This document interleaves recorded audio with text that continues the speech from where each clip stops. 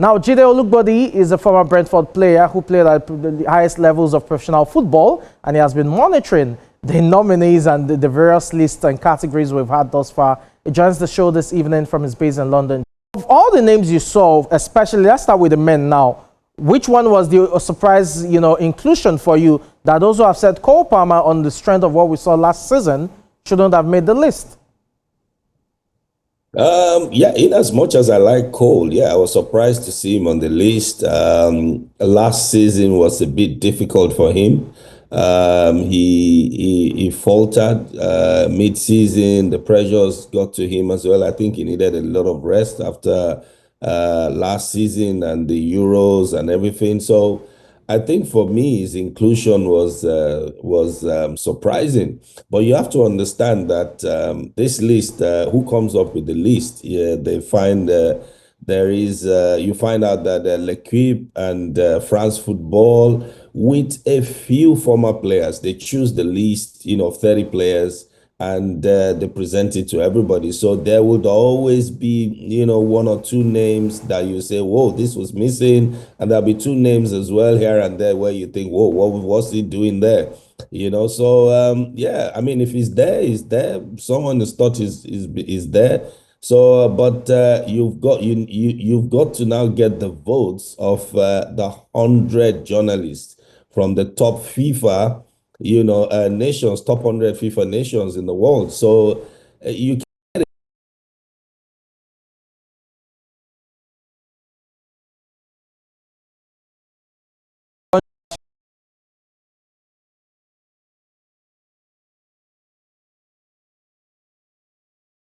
caught in the event because Rodri emerged, victorious. Now, this time around, it's also up there in the air, probably too close to call, that those who would make a case for Ousmane Dembele, considering his goal-scoring heroics with, PSG and how they were able to achieve the quadruple, including the UEFA Champions League. On the flip side, you also have Lamine Yamal, who started for Barcelona with that, domestic double in the mix. There's also Rafinha, who contributed over 40 goal contributions for for Barcelona in terms of, the season. So, where does it really go for you? Looking at the men's gong right now, you have Dembele on one hand, there's Rafinha and Yamal from Barcelona on the other. Those are the top three candidates for the award.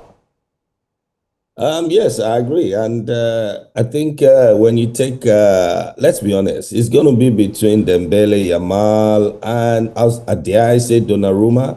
But Donnarumma is been the best. He's won the quadruple. He's been touted by every European club. He has a year to go on his contract, but he's refused to sign. I hear Man City, Bayern, they're looking to get him off there now. But the thing is, history is not on his side because apart from Lee Yashin in 63, I believe, I don't think any goalkeeper has ever won the Ballon d'Or after then. So I think it will be a straight duel between Dembele and Yamal.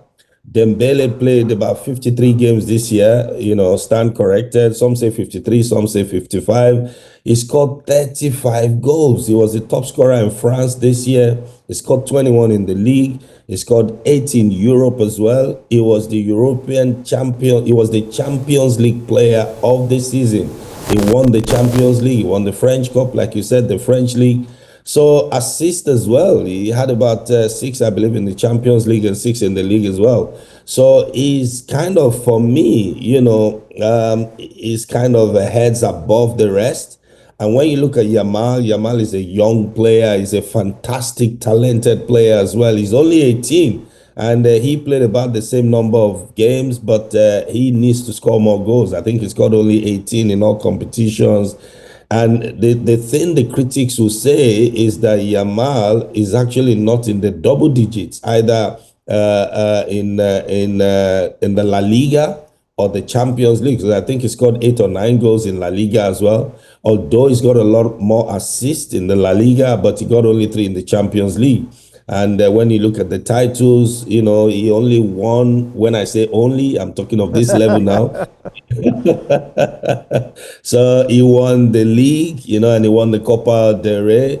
But let's not forget that Euro 2024, he helped Spain to win it as well. And so I think it's going to be between both. And we'll have to see how the journalists vote. But I believe if I were to choose today, I'll probably go for Dembele because he was outstanding and he actually carried PSG over the line. He was injured many times. A lot of people didn't know he was being patched up to play many games. And yeah, they got they got the Champions League. So it's going to be between both of them. If you ask me. Okay, let's turn our attention now to the women. Aitana Bumati, two-time defending champion, if you want to call it that. There's Alexia Putellas, who has also won it twice in the mix there. The Lionesses will probably want to make a case for themselves, especially the Chelsea players and Arsenal players. You had Arsenal winning the Women's Champions League, and for Chelsea players, they emerged as the treble winners, domestic treble from the league to the League Cup as well as the FA Cup. Yeah, looking at the women's list from Bumati down to Putellas and maybe Anna Hampton in there or Chloe Kelly, who really gets it for you when it comes to the women's title? I think for me, the English have done well. Winning that Euros, against all odds, if I say. So for me, I don't know. There are about five of England's players, five Lionesses there. So I think Kelly, there are lots of them in there. I mean, it's hard to choose. I mean, sometimes you say, well, we'll go for the captain. Scotland and Real Madrid defender Caroline Ware is also among, the nominees as well. You have Captain Leah Williamson. Will they say, well, she carried the team? So there are lots of things. Don't forget, it's not just about the individual. It's about the team as well, what the team achieved and how vital the player is. That's been the main critique of the Ballon d'Or. And yes, they're saying, well, what's the team got to do with it? Well, I think they've got everything to do with it. Because football is not an individual sport, it's a team sport. So when you look at that as well, you've got Alessia Russo as well, you've got Chloe Kelly.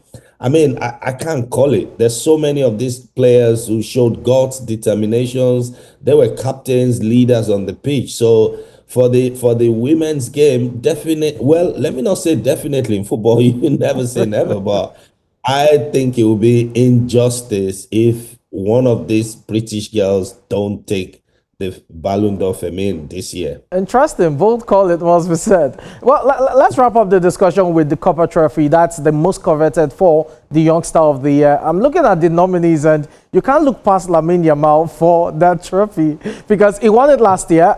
It looks like he will defend it successfully. We had several, nominees that also had stellar seasons, but you can't probably put them ahead of Lamine Yamal at this point in time. No, absolutely. Some are calling him the new Messi, although everyone is saying, hey, hang on here. He's not won a lot yet. Don't put the pressure on him, but you see him glide on the pitch. He's one of the few players I see that play with so much pace and they can turn, just on the drop of the hat like that. He's a phenomenal player. His records show for him. We just shared it now, 53 games, 18 goals in all competitions, winning the league, one of the most influential players, winning the league for Barcelona. And in Europe, he's shown that he can play against anybody. I mean, if you're a defender and you see him on the team list, the first thing you're doing is you're calling on whoever, prayers, everything, saying, look, am I facing this boy today? Because he's a fantastic player. So I think he will take it again this year.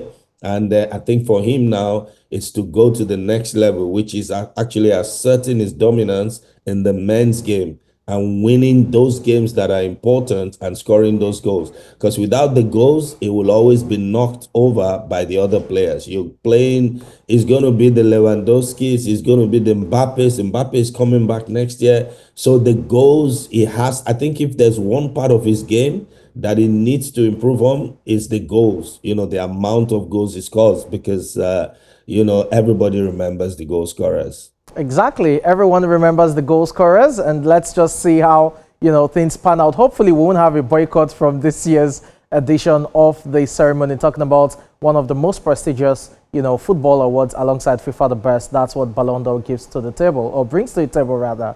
Jide Olugbodi, former Brentford player, thanks so much for your time on the show this evening. You're welcome. Thank you so much. Now let's move past that now and talk about club football, and this has to do with friendlies. Again, the season commences in just a matter of days, and clubs are fine-tuning the final details right there to ensure that they have a very good competitive season. Bayern Munich were in action, and Harry Kane scored a goal and also missed a penalty against his former club Tottenham Hotspur as Bayern Munich won a pre-season friendly by 4-0 at the Allianz Arena. In another friendly match, Cristiano Ronaldo once again proved age is just a number as the 40-year-old scored a hat-trick in Al Nassr's 4-0 thumping of Portuguese outfit Rio Ave.